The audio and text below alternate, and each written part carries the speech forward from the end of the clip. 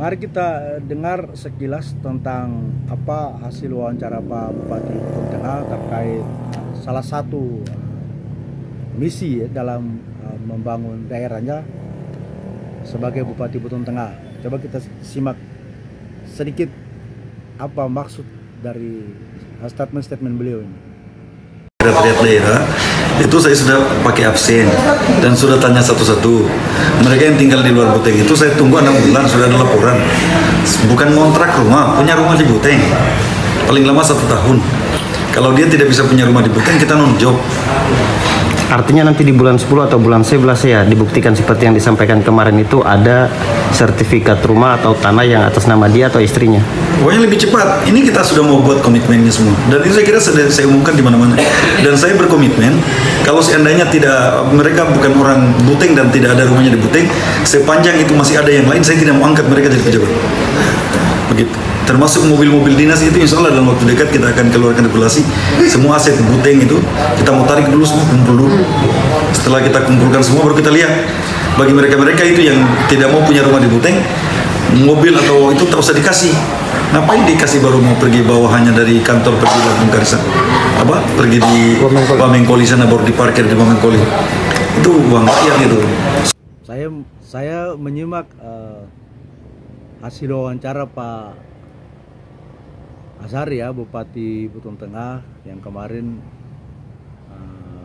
membahas tentang kemiskinan, tentang regulasi dan sebagainya di Buton Tengah. Saya pikir saya sepakat itu untuk beliau yang telah mencoba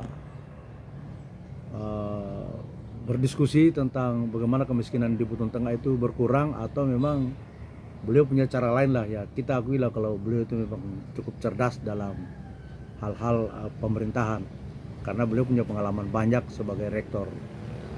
Kemudian beliau juga sempat bahas tentang apa mobil dinas yang dipakai para stafnya yang tinggal di Kota Bau-Bau yang diparkir di Pelabuhan Feri itu memang juga butuh perhatian khusus ya, karena kenapa?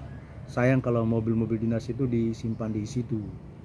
Sebaiknya para ASN itu kalau memang punya driver, punya supir, cukup diantar saja sampai di pelabuhan, terus mobilnya dibawa kembali ke rumah jabatan atau ke kediaman masing-masing di Buton Tengah. Itu saya pikir hal yang penting karena terkait aset-aset daerah yang ada.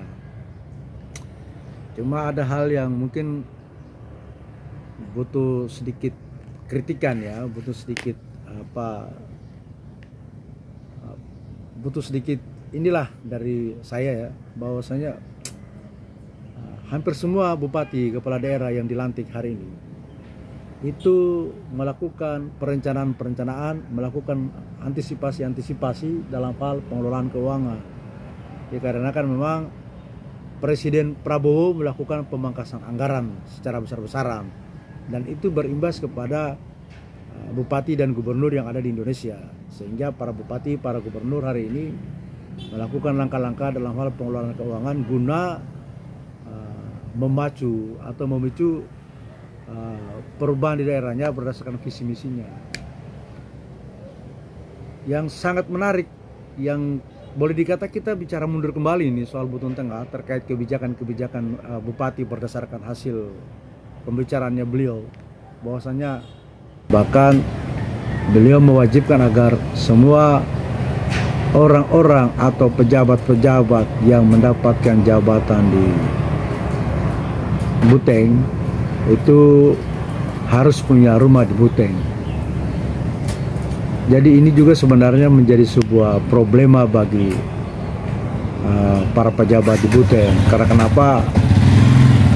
Sejak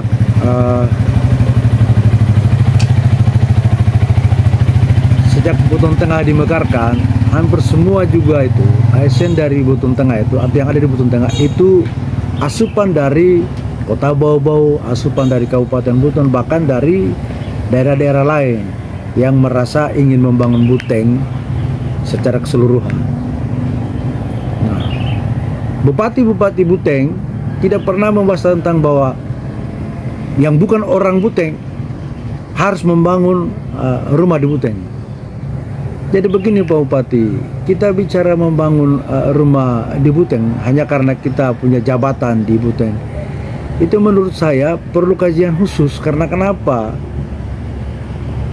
Di Pasar Wajo, di Buton Selatan atau di daerah lain tidak ada lagi yang bicara tentang orang Busel, orang Pasar Wajo, orang bau-bau, apalagi bau-bau. Bau-bau ini dia punya kepala dinas, ada orang Jawa, ada orang Bugis, ada orang. Nggak ada lagi bicara orang sekarang, orang bicara kinerja. Orang bicara sumber daya manusia dari ASN maupun masyarakat untuk ikut berperan serta membangun daerahnya, membangun daerah di mana dia tinggal, di mana dia berdomisili. Nah sekarang kalau memang mereka kasih tempo 1 tahun untuk wajib membangun atau punya rumah di Buteng dengan dibuktikan dengan sertifikat, kita tahu bahwasanya para pejabat-pejabat itu punya masa pensiun, Pak. Dia punya masa pensiun, dia bangun rumah, terus berapa tahun kemudian dia pensiun, dia tinggalkan itu rumah. Sementara di sisi lain, ASN mana sekarang yang tidak punya kredit di bank untuk memenuhi kebutuhan anak-anaknya, kebutuhan pendidikan, kebutuhan kesehatan, dan kebutuhan lain-lain. Nah hampir semua SK-nya Pak ada di bank. Terus tiba-tiba mereka mau bangun rumah di Buteng hanya karena kenapa? Hanya untuk karena dia punya jabatan di Buteng. Ini cara berpikir Pak Bupati seperti apa kira-kira? Mau dikasih nonjok?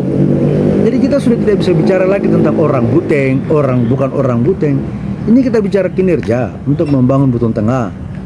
Siapapun bisa. Lah orang sudah terlanjur jadi pegawai di situ, orang sudah terlanjur dapat jabatan di situ.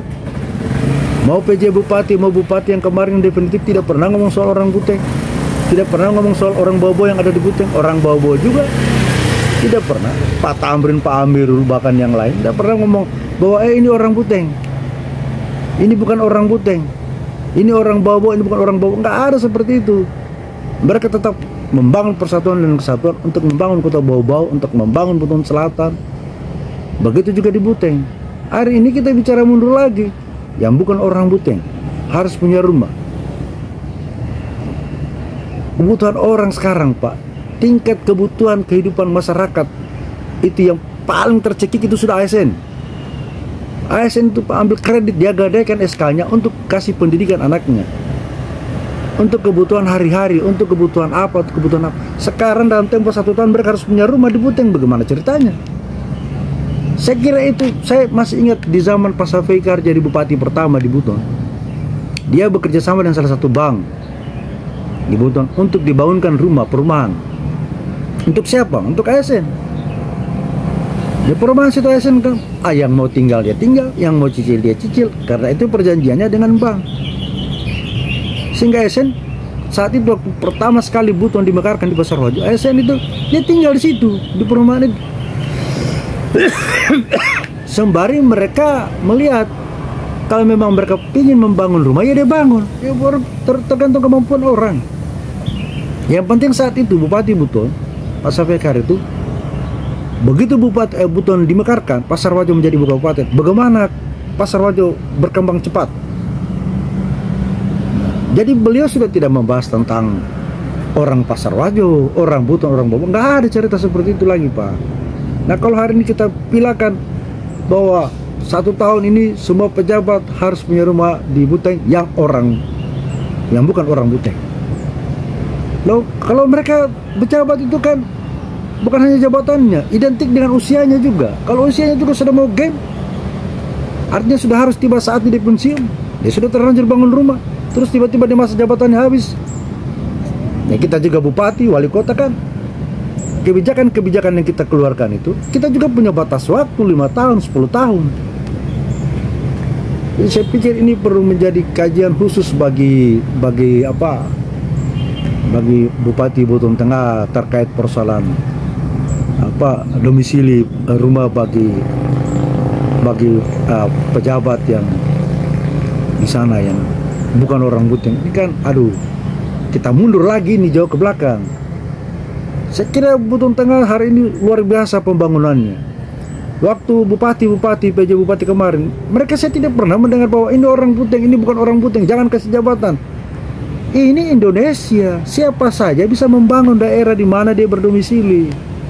Mau dia sebagai PNS, ASN, dia sebagai tentara, polisi atau siapa saja. Tapi kalau dipaksakan atau diwajibkan untuk membangun rumah hanya karena posisinya dia ada jabatan, dia posisinya dia sebagai apa, itu agak susah Pak. Di Busel sana Pak, hampir semua pejabat, boleh dikata 50% lah kalau saya lihat itu, punya rumah di bau-bau. Mau orang Busel sendiri, punya rumah di bau-bau.